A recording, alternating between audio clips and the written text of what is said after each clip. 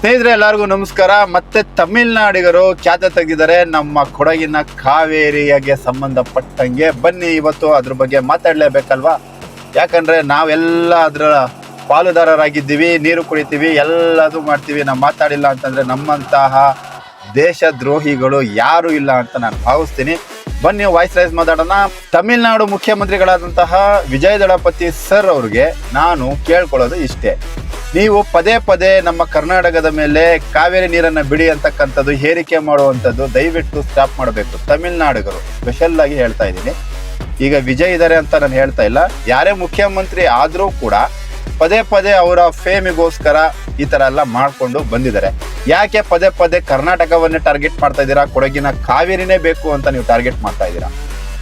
ಎಲ್ಲದಕ್ಕಿಂತ ಮುಖ್ಯವಾಗಿ ಮೆಟ್ಟೂರು ಡ್ಯಾಮ್ ಇದೆಯಲ್ಲ, ಮೆಟ್ಟೂರು ಡ್ಯಾಮಲ್ಲಿ ಸಾಕಷ್ಟು ನೀರಿದೆ, ನೀವೇ ಸ್ಟೋರ್ ಮಾಡಿ ಇಟ್ಕೊಂಡಿದ್ದೀರಲ್ಲ, ಸೊ ಅದನ್ನು ಯೂಸ್ ಮಾಡ್ಕೊಳ್ಳಿ. ನಮ್ಮ ಹತ್ರ ಈಗ ಕಾವೇರಿ ನೀರು ಇಲ್ಲ. ಯಾಕೆ ಅಂದರೆ ಬರಗಾಲ ಬಂದಿದೆ, ಮಳೆಗಾಲದಲ್ಲಿ ಈ ಸತಿ ಮಳೆ ಆಗಿಲ್ಲ.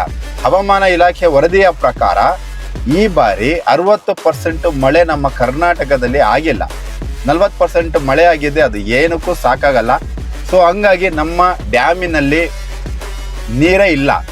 ನಮ್ಮ ಜನಕ್ಕೆ ನೀರು ಬೇಕಾಗಿದೆ, ತದನಂತರ ನಿಮಗೆ ಕೊಡಬೇಕಾಗುತ್ತೆ. ಓಕೆನಾ? ಸೊ ಇದೇ ವಿಚಾರವನ್ನ 2012 ಖ್ಯಾತೆ ತೆಗೆದಿದ್ರು ತಮಿಳ್ನಾಡವರು. ಅವಾಗ CWSC ನೀರಾವರಿ ಇಲಾಖೆ ಕಾರ್ಯನಿರ್ವಹಿಸ್ತಾ ಇದ್ದಿದ್ದು ನಮ್ಮ ಬಸವರಾಜ ಬೊಮ್ಮಾಯಿ ಅವರು, ಮಾಜಿ ಮುಖ್ಯಮಂತ್ರಿಗಳಾದಂತಹ ಬಸವರಾಜ ಬೊಮ್ಮಾಯಿ ಅವರು ಆ ಇಲಾಖೆಯನ್ನ ಕಾರ್ಯನಿರ್ವಹಿಸ್ತಾ ಇದ್ರು. ಆ ಟೈಮಲ್ಲೂ ಇಷ್ಟೇ ಕಿತಾಪತಿ ಮಾಡ್ಕೊಂಡು ಬಂದ್ರು, ಸುಪ್ರೀಂ ಕೋರ್ಟಿಗೆ ಹೋಗಿದ್ರು. ಸುಪ್ರೀಂ ಕೋರ್ಟ್ ಏನ್ ಹೇಳ್ತು ಅಂತಂದ್ರೆ, ಅದು ಪರಿಶೀಲನೆ ಮಾಡಿದೆ, ಡ್ಯಾಮಲ್ಲಿ ಎಷ್ಟು ನೀರಿದೆ ಅಂತ ಪರಿಶೀಲನೆ ಮಾಡಿದೆ, ಏಕಾಏಕಿ 14 TMC ನೀರನ್ನು ಇಮಿಡಿಯೇಟ್ ಬಿಡುಗಡೆ ಮಾಡಿ ಅಂತಕ್ಕಂಥದ್ದು ಆದೇಶವನ್ನು ಕೊಟ್ಬಿಟ್ರು. ಏನ್ ಮಾಡೋದು ಅಂತ ತಲೆ ಕೆಟ್ಟೋಯ್ತು. ಸೊ ಅದಕ್ಕೋಸ್ಕರ ಮತ್ತೆ ನಮ್ಮ ಕರ್ನಾಟಕ ಗೌರ್ಮೆಂಟ್ ಏನ್ ಮಾಡ್ತು, ಹೋರಾಟ ಮಾಡ್ತು, ಮತ್ತೆ ರಿವರ್ಸ್ ಅಪ್ಲಿಕೇಶನ್ ಹಾಕ್ತು ಸುಪ್ರೀಂ ಕೋರ್ಟ್ಗೆ. ಸ್ವಾಮಿ ದಯವಿಟ್ಟು ನಮ್ಮ ಡ್ಯಾಮ್ ಅಲ್ಲಿ ನೀರಿಲ್ಲ, ಸಡನ್ಲಿ ನೀವು 14 TMC ಇಮಿಡಿಯೇಟ್ ಬಿಡಿ ಅಂತಂದ್ರೆ ನಾವೇನ್ ಮಾಡ್ಬೇಕು, ನಮ್ಮ ಜನಕ್ಕೆ ಏನ್ ಮಾಡ್ಬೇಕು, ಕುಡಿಯಕ್ಕೆ ನೀರು, ಮತ್ತೆ ನಮ್ಮ ರೈತರು ಇದ್ದಾರೆ, ಸೊ ಅವ್ರಿಗೆ ಏನ್ ಮಾಡ್ಬೇಕು ಅಂದಾಗ ಪರಿಶೀಲನೆ ಮಾಡಿ ಅವಾಗ ಒಂದು ತೀರ್ಮಾನಕ್ಕೆ ಬಂತು. ಇಲ್ಲ ಹಂತ ಹಂತವಾಗಿ ಬಿಡಿ, ನಿಮಗೆ ಸ್ಟೋರ್ ಆದಾಗೆಲ್ಲ ನೀರು ಬಿಡ್ತಾ ಹೋಗಿ ಅಂತ ಹೇಳಿದ್ರು. ಆದೇಶ ಆಗಿತ್ತು ಸುಪ್ರೀಂ ಕೋರ್ಟಲ್ಲಿ. ಆದೇಶ ಆಯಿತು, ಆಮೇಲೆ ಮಳೆ ಬರೋಕ್ಕೆ ಸ್ಟಾರ್ಟ್ ಆಯಿತು, ಅಲ್ಲಿಗೆ ಮ್ಯಾನೇಜ್ ಆಯಿತು. ಅವ್ರೇನು 14 TMC ಸುಪ್ರೀಂ ಕೋರ್ಟ್ ಹೇಳ್ತಲ್ಲ, ಅದಕ್ಕಿಂತ ಜಾಸ್ತಿನೇ ನಾವು ನೀರು ಕೊಟ್ಟಿದ್ದೀವಿ. ಈಗ ಮತ್ತೆ ಅದನ್ನ ಖ್ಯಾತೆ ತೆಗೆದಿದ್ದಾರೆ. ಸ್ವಾಮಿ ತಮಿಳ್ನಾಡಿಗರಿಗೆ ನಾನು ಕೇಳ್ಕೊಳ್ಳೋದೇನಪ್ಪ ಅಂತಂದ್ರೆ, ನಮ್ಮ ರಾಜ್ಯದಲ್ಲಿ 60% ಮಳೆ ನಮಗೆ ಆಗಿಲ್ಲ, ಆಯ್ತಾ? ಇದೇ ಟೈಮಲ್ಲಿ ಮುಂಗಾರು ಬರುತ್ತೆ ಅನ್ನೋ ಕಾಲಕ್ಕೆ ನಮ್ಮ ರೈತರು ಕೂಡ ಬೀಜವನ್ನು ಬಿತ್ತನೆ ಮಾಡಿದ್ದಾರೆ, ಬೆಳೆ ಬೆಳಿಬೇಕು ಅಂತ ಹಾಕಿದ್ದಾರೆ. ಅವ್ರ ತೋಟಕ್ಕೆ, ಗದ್ದೆಗೆ, ಹೊಲಕ್ಕೆ ನೀರಿಲ್ಲ. ಓಕೆನಾ? ನಮಗೆ ಇಲ್ಲಿ ಕುಡಿಯೋಕ್ಕೆ ನೀರಿಲ್ಲ ಫಸ್ಟ್ ಆಫ್ ಆಲ್ ಹೇಳಬೇಕು ಅಂತಂದ್ರೆ. ಸೊ ಮ್ಯಾನೇಜ್ ಮಾಡ್ತಾ ಇದ್ದೀವಿ. ಅಂಥದ್ರಲ್ಲಿ ನೀವು ನೀರು ಕೊಡಿ ಅಂತ ಹೇಳಿದ್ರೆ ಇದು ತಪ್ಪಾಗುತ್ತೆ. ಸರಿ ಆಯ್ತಪ್ಪ, ನಿಮ್ಮ ಹತ್ರ ನೀರಿಲ್ವಾ? ಖಂಡಿತವಾಗ್ಲೂ ನೀರಿದೆ. ಮೆಟ್ಟೂರು ಡ್ಯಾಮ್ ಅಲ್ಲಿ ತುಂಬಿ ತುಳುಕ್ತಾ ಇದೆ ನೀರು. ಸ್ಟೋರ್ ಮಾಡ್ಕೊಂಡಿದ್ದೀರಲ್ಲಪ್ಪ ನೀವೇ ತಮಿಳ್ನಾಡಿಗರು, ಸ್ಟೋರ್ ಮಾಡ್ಕೊಂಡಿದ್ದೀರಲ್ವ ಮೆಟ್ಟೂರು ಡ್ಯಾಮ್ ಅಲ್ಲಿ, ಅದನ್ನ ಈಗ ಯೂಸ್ ಮಾಡ್ಕೊಳ್ಳಿ, ಆಯ್ತಾ ಸ್ನೇಹಿತರೆ? ನಮ್ಮ ಜನಕ್ಕೆ, ನನ್ನ ಫಾಲೋವರ್ಸ್ಗೆ ಹೇಳ್ತಿರೋದು, ಮೆಟ್ಟೂರು ಡ್ಯಾಮ್ ಅಲ್ಲಿ ಸ್ನೇಹಿತರೆ ಸಾಕಷ್ಟು ನೀರಿದೆ, ಆದ್ರೂ ನಮ್ಮ ಕರ್ನಾಟಕದ ಮೇಲೆ ಕಣ್ಣು ಹಾಕ್ತಾ ಇದ್ದಾರೆ ಇವರು, ನೀರು ಬೇಕು ಅಂತ ಹೇಳ್ಬಿಟ್ಟು. ಆ ಮೆಟ್ಟೂರು ಡ್ಯಾಮು ತುಂಬಿ ಏನಾಗ್ತಿದೆ ಗೊತ್ತಾ ನಿಮ್ಗೆ? ತಮಿಳ್ನಾಡಿಗೆ ಹೋಗ್ತಾ ಇಲ್ಲ, ನೇರವಾಗಿ ಸಮುದ್ರಕ್ಕೆ ಪಾಲಾಗ್ತಾ ಇದೆ ಅದು ನೀರು. ಅದನ್ನ ಬಳಕೆ ಮಾಡ್ಕೋಬಹುದಲ್ವ ಇವರು ತಮಿಳ್ನಾಡವರು? ಬಳಕೆ ಮಾಡ್ತಾ ಇಲ್ಲ, ಪದೇ ಪದೇ ನಮ್ಮ ಮೇಲೆ ಹೇರಿಕೆ ಮಾಡ್ತಾ ಇದ್ದಾರೆ. ರೀ ಕೊಡಗಿನ ಕಾವೇರಿ ರೀ, ಆಯ್ತಾ? ಫಸ್ಟ್ ನಾವು ಯೂಸ್ ಮಾಡ್ಕೋತೀವಿ, ಆಯ್ತಾ? ನಮ್ಮ ರೈತರಿಗೆ ಹೋಗುತ್ತೆ, ಅದಾದ್ಮೇಲೆ ನಿಮಗೆ ಕಳಿಸ್ಕೊಡ್ತೀವಿ. ನಾವು ಕಳಿಸಲ್ಲ ಅಂತ ಹೇಳ್ತಾ ಇಲ್ಲ. ಆದ್ರೆ ಇವತ್ತು ಮುಖ್ಯಮಂತ್ರಿಗಳು, ತಮಿಳ್ನಾಡಿನ ಮುಖ್ಯಮಂತ್ರಿಗಳು ಏನ್ ಹೇಳ್ತಾ ಇದ್ದಾರೆ ಅಂತಂದ್ರೆ, ನಾವು ಜಲ್ಲಿಕಲ್ಲುಗಳನ್ನ ಕಳಿಸಲ್ಲ, ರದ್ದು ಮಾಡ್ತೀವಿ ಅಂತಕ್ಕಂಥದ್ದು ಒಂದು ಸ್ಟೇಟ್ಮೆಂಟ್ ಕೊಟ್ಟಿದ್ದಾರೆ. ಸ್ವಾಮಿ, ಜಲ್ಲಿಕಲ್ಲಿಲ್ಲ ಅಂದ್ರೂ ಕೂಡ ನಾವು ಬದುಕ್ತೀವಿ, ಆದ್ರೆ ನಾವು ನೀರು ಕೊಟ್ಟಿಲ್ಲ ಅಂದ್ರೆ ನೀವು ಬದುಕ್ತೀರಾ? ನಾನು ದುರಹಂಕಾರದಿಂದ ಹೇಳ್ತಾ ಇಲ್ಲ, ಆಟಿಟ್ಯೂಡ್ ಇಂದ ಮಾತಾಡ್ತಾ ಇಲ್ಲ, ಜಸ್ಟ್ ಕಾಮನ್ ಆಗಿ ನಾನು ಮಾತಾಡ್ತಾ ಇದ್ದೀನಿ. ಇಲ್ಲಿರೋರು ಮನುಷ್ಯರೇ, ಅಲ್ಲಿರೋರು ಮನುಷ್ಯರೇ, ಆಯ್ತಾ? ಎಲ್ಲಾರ್ಗು ನೀರು ಬೇಕು. ಜಲ್ಲಿಕಲ್ಲು ಇಲ್ಲ ಅಂದ್ರೂ ಕೂಡ ಬದುಕ್ಬೋದು, ಆದ್ರೆ ನೀರಿಲ್ಲ ಅಂದ್ರೆ ಬದುಕಕ್ಕಾಗುತ್ತಾ?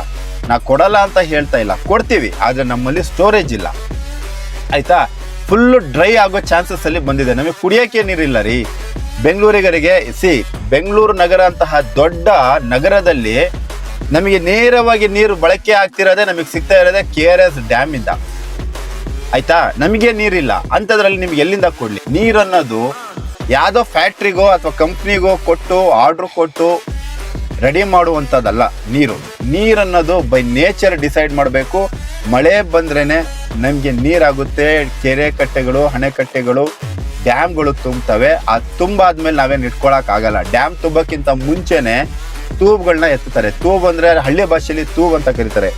ಗೇಟ್ಗಳು ಇರ್ತವೆ ಗೊತ್ತಾ, ಡ್ಯಾಮ್ ಕೆಳಗಡೆ ಗೇಟ್ ಇರ್ತಾವಲ್ಲ, ಆ ಗೇಟ್ಗಳನ್ನ ಎತ್ತಿ ನೀವು ಕೇಳಕ್ಕಿಂತ ಮುಂಚೆ ನಾವೇ ಕಳಿಸ್ಕೊಡ್ತೀವಿ. ಮೂಲಕ ನಮ್ಮ ರಾಜ್ಯ ಸರ್ಕಾರಕ್ಕೆ, ನಮ್ಮ ಮುಖ್ಯಮಂತ್ರಿಗಳಿಗೆ ನಾನು ಕೇಳ್ಕೊಳ್ಳೋದಿಷ್ಟೇ, ಯಾವುದೇ ಕಾರಣಕ್ಕೂ ನೀವು ತಮಿಳ್ನಾಡಿಗರಿಗೆ ಮಣಿಯಕ್ಕೆ ಹೋಗಬೇಡಿ.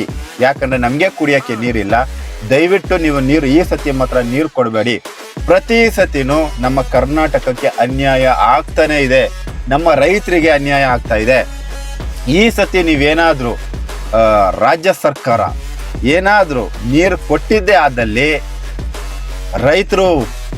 ರೈತರು ಬೀದಿಗಿಳಿತಾರೆ, ಅವ್ರ ಜೊತೆ ನಾವು ಇಳಿತೀವಿ. ಯಾಕಂದರೆ ಮನುಷ್ಯನಿಗೆ ನೀರು ಎಷ್ಟು ಅತ್ಯಮೂಲ್ಯವಾಗಿ ಕುಡಿಯೋಕ್ಕೆ, ಒಬ್ಬ ರೈತರು ಬೆಳೆ ಬೆಳೆಯೋದಕ್ಕೂ ಕೂಡ ನೀರು ಅಷ್ಟೇ ಅತ್ಯಮೂಲ್ಯವಾದದ್ದು. ಯಾಕೆಂದರೆ ರೈತರಿಗೆ ಏನೂ ಸೌಕರ್ಯ ಸಿಗ್ತಾ ಇಲ್ಲ. ಅವರು ಬಿತ್ತಿದ ಬೀಜಗಳಿಗೆ, ಬೆಳೆಗಳಿಗೆ ಅವರಿಗೆ ನ್ಯಾಯವಾದ ರೀತಿಯಲ್ಲಿ ಬೆಳೆ ಸಿಗ್ತಾ ಇಲ್ಲ. ಸಾಲ ಸೋಲ ಮಾಡಿ ಬಿತ್ತನೆ ಮಾಡಿರ್ತಾರೆ. ಆ ಬೆಳೆ ಬರ್ದೇ ಇದ್ದಾಗ, ಅವ್ರಿಗೆ ಮಳೆ ಬರ್ದೇ ಇದ್ದಾಗ ಆ ಸಾಲಗಳಾಗ್ತವೆ. ಸಾಲಗಳಾದಾಗ ಎಷ್ಟೋ ಜನ ಸ್ಯೂಸೈಡ್ ಮಾಡಿಕೊಂಡು ಸತ್ತೋಗಿದ್ದಾರೆ. ಅಂಥವ್ರಿಗೆ ನೀವು ಯಾವುದೇ ಸರ್ಕಾರ ಆಗಿರಲಿ, ರೈತರಿಗೆ ಮೊದಲನೇ ಆದ್ಯತೆಯನ್ನು ಕೊಡಬೇಕು. ಓಕೆನಾ? ನಾವು ಬೇಕಂದರೆ ಕುಡಿಯೋ ನೀರಿಗೆ ಸ್ವಲ್ಪನಾದರೂ ನಾವು ಅಡ್ಜಸ್ಟ್ ಮಾಡ್ಕೊತೀವಿ. ಸೊ ದಿನಕ್ಕೆ ನಾವು ಒಂದು 3 ಲೀಟ್ರ್ ಕುಡಿತೀವಿ ಅಂದರೆ ಅಟ್ಲೀಸ್ಟ್ 2 ಲೀಟ್ರ್ ಕುಡ್ಕೊಂಡಾದ್ರೂ ನಾವು ಸಮಾಧಾನವಾಗಿರ್ತೀವಿ. ಅದೇ 1 ಲೀಟ್ರು ಅಂತ ನಾವು ಸೇವ್ ಮಾಡ್ಕೊಂಡು ಹೋದ್ರು ನಮ್ಮ ಜನಗಳಿಗೆ, ನಮ್ಮ ರೈತರಿಗೆ ಉಪಯೋಗ ಆಗುತ್ತೆ. ಈಗಾಗಲೇ ಮಂಡ್ಯ, ಮಧುರ ಆ ಕಡೆ ಭಾಗದಲ್ಲಿ ಎಲ್ಲರೂ ಕಬ್ಬು ಬೆಳೀತಾ ಇದ್ದಾರೆ. ಸೊ ಈ ಸೀಸನ್ನು, ಕಬ್ಬು ಬೆಳೆಯುವಂಥ ಸೀಸನ್ನು, ಈಗ ಅವರಿಗೆ ನೀರು ಕೊಟ್ಟಿಲ್ಲ ಅಂತಂದರೆ ಅವರು ಕಬ್ಬು ಬೆಳೀತಾ ಇದ್ದಾರಲ್ಲ, ಅವ್ರಿಗೇನು ಕೊಡ್ತೀರಾ ನೀವು? ಕೇಂದ್ರ ರಾಜ್ಯ ಸರ್ಕಾರದ ನಮ್ಮ ಮುಖ್ಯಮಂತ್ರಿಗಳಿಗೂ ಕೇಳ್ಕೊಳ್ಳೋದಿಷ್ಟೇ, ಯಾವುದೇ ಕಾರಣಕ್ಕೂ ನೀವು ಮಣಿಯಕ್ಕೆ ಹೋಗಬಾರ್ದು, ಯಾವುದೇ ಕಾರಣಕ್ಕೂ ನೀವು ಕೊಡಕ್ಕೆ ಹೋಗಬಾರ್ದು, ನೀರು ಬಿಟ್ಕೊಳ್ಳೇಬಾರ್ದು. ಅವರು ಮೆಟ್ರೋ ಡ್ಯಾಮಲ್ಲಿ ಈಗಾಗಲೇ ಸ್ಟೋರ್ ಇದೆ, ಅದು ಸಮುದ್ರದ ಪಾಲಾಗ್ತಾ ಇದೆ. ಅದನ್ನು ಬೇಕಾದ್ರೆ ಅವರು ಬಳಕೆ ಮಾಡ್ಕೊಳ್ಳಿ. ಓಕೆನಾ? ಅದನ್ನು ಬಳಕೆ ಮಾಡ್ಕೊಳ್ಳಿ. ಅಷ್ಟರಲ್ಲಿ ನಮಗೆ ಮಳೆ ಬಂದು ನಮ್ಮ ಡ್ಯಾಮ್ಗಳು ತುಂಬಿತು ಅಂತಂದರೆ ನಾವೇ ಅವ್ರು ಕೇಳೋಕ್ಕಿಂತ ಮುಂಚೆ ನಾವೇ ಬಿಟ್ಕೊಡೋಣ. ಸೊ ಅದರಲ್ಲಿ ಸ್ವಾರ್ಥ ಇಲ್ಲ, ದ್ವೇಷ ಇಲ್ಲ, ಏನೂ ಇಲ್ಲ. ನೀರು ಎಲ್ಲರಿಗೂ ಬೇಕಾಗಿರುವಂಥದ್ದೇ ಕೊಟ್ಬಿಡೋಣ. ಓಕೆನಾ? ಆದರೆ ನಮಗೆ ಕುಡಿಯೋಕ್ಕೆ ನೀರಿಲ್ಲ, ರೈತರಿಗೆ ನೀರಿಲ್ಲ. ಸೊ ಹಾಗಾಗಿ ಇನ್ನೊಬ್ಬರಿಗೆ ಕೊಡುವಂಥ ಅವಶ್ಯಕತೆ ನಮಗೂ ಇಲ್ಲ, ಬೇಕಾಗೂ ಇಲ್ಲ, ನಾವು ಮಣಿಲೂಬಾರ್ದು ಅಂತ ಹೇಳ್ತಾ, ನಿಮ್ಮ ಅನಿಸಿಕೆ ಅಭಿಪ್ರಾಯ ನನಗೆ ಅತ್ಯಮೂಲ್ಯವಾದದ್ದು ಅಂತ ಹೇಳ್ತಾ, ಸೊ ನಮ್ಮ ಕರ್ನಾಟಕ ಕೊಡಗಿನ ಕಾವೇರಿ ವಿಚಾರ ಅಂತ ಬಂದರೆ, ರೈತರ ವಿಚಾರ ಅಂತ ಬಂದರೆ, ಯಾವಾಗಲೂ ನನ್ನ ಕೈಯಲ್ಲಿ ಏನಾಗುತ್ತೆ ನಾನು ಅದನ್ನು ವಾಯ್ಸ್ ರೈಸ್ ಮಾಡಿ ನಾನು ಮಾತಾಡ್ತೀನಿ ಅಂತ ಹೇಳ್ತಾ, ಈ ವಿಡಿಯೋ ನಿಮಗೆ ಇಷ್ಟ ಆಯಿತು ಅಂತ ನಾನು ಭಾವಿಸ್ತಾ ಈ ವಿಡಿಯೋ ಮುಗಿಸ್ತಾ ಇದ್ದೀನಿ. Thank you so much. Love you all. Bye.